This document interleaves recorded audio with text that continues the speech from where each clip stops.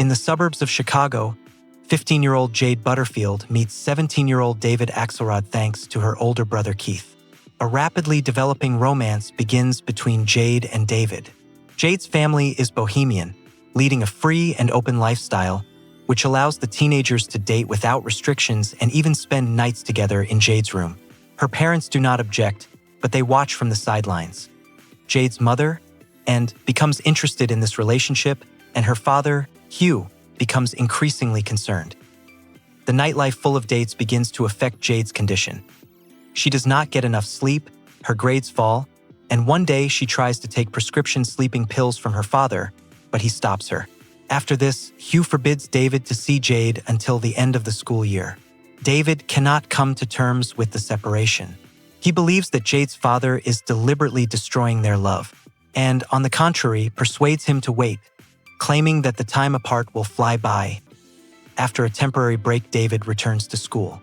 His friend Billy shares a childhood story about an arson that was mistakenly made into a heroic act. This gives David an idea. He decides to start a small fire near Jade's house, hoping that the incident will bring him closer to his family and give him the opportunity to communicate with Jade again. He sets the porch on fire the night after a party at the Butterfields. However, due to strong winds, the fire gets out of control. David helps evacuate everyone from the house, but the police soon arrest him for arson. At trial, he is found guilty of second-degree arson. He is given probation and temporarily committed to a psychiatric hospital for evaluation. He is also forbidden to approach Jade and her family. Despite this, he writes letters to Jade daily, but they are blocked due to a restraining order. His parents, without waiting for the evaluation to be completed, seek his early release from the institution, which displeases Hugh.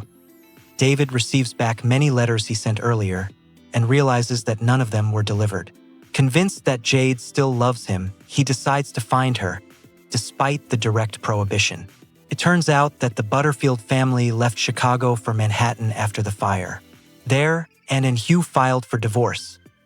David unexpectedly finds Anne in her new apartment. During dinner, she hints that there may be something more between them, but David does not respond to her hints. While she is busy, he finds Jade's address in her address book. He learns that she is studying in Vermont at the University of Burlington. He heads to the bus station, but runs into Hugh on the way. A chase ensues, during which Hugh is hit by a car and killed. Hugh's fiancée Ingrid witnesses the incident. David cancels the trip and returns to Anne. Later, Keith shows up, demanding that he leave and claiming that Jade hates him. Ingrid identifies David as the person connected to Hugh's death. After some time, Jade finds David in his hotel room. She says that their relationship needs to end. However, they spend the night together.